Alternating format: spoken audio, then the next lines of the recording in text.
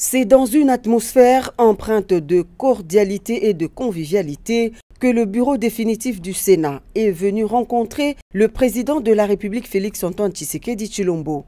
Comme il est de coutume et dans le respect de la Constitution, il était question pour l'équipe dirigée par l'honorable Jean-Michel Samalou Kondé de présenter ses civilités au garant de la nation, mais aussi le remercier pour son accompagnement dans le bon fonctionnement de la Chambre haute du Parlement. Occasion pour le Sénat, à travers son bureau, de réaffirmer son engagement à accompagner la vision du chef de l'État dans tous les axes prioritaires de son action à la tête du pays. Nous avons eu à lui faire rapport de ce qui a déjà été fait depuis l'installation de ce bureau. La mise en place de nos différentes composantes, nos groupes provinciaux, nos groupes politiques, nos commissions permanentes et finalement notre conférence des présidents. Et nous sommes engagés dans un travail pour d'abord le bien-être de nos populations, parce que c'est ça son premier engagement, mais au-delà de ça, aussi pour le rayonnement de notre chambre qui est le Sénat, autant constitué des sénateurs que de son administration. Nous avons également échangé sur les questions sécuritaires, parce que dans son essence, le Sénat a aussi un rôle d'accompagnement du point de vue diplomatique, et donc l'engagement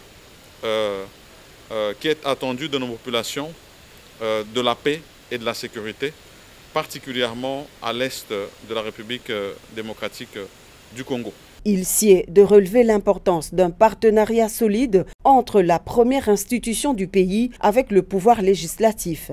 Loin de faire le bilan depuis son installation le 12 août dernier, le Sénat, qui joue un rôle crucial dans l'élaboration des lois et le contrôle de l'action gouvernementale, poursuit sans désemparer la session en cours, essentiellement budgétaire. En termes de bilan, nous avons été installés comme bureau depuis le mois d'août. Cette session est essentiellement budgétaire.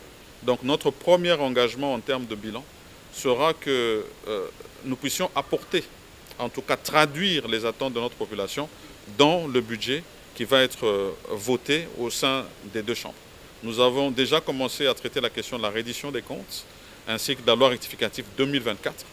Et avant que nous ayons atteint la fin de la session, bien sûr, nous allons traiter la question du budget 2025. Les 7 membres du bureau du Sénat ont quitté la cité de l'Union africaine avec la ferme intention d'orienter leurs actions dans le sens de traduire les engagements pris devant le président de la République en actions concrètes dans l'intérêt du peuple congolais.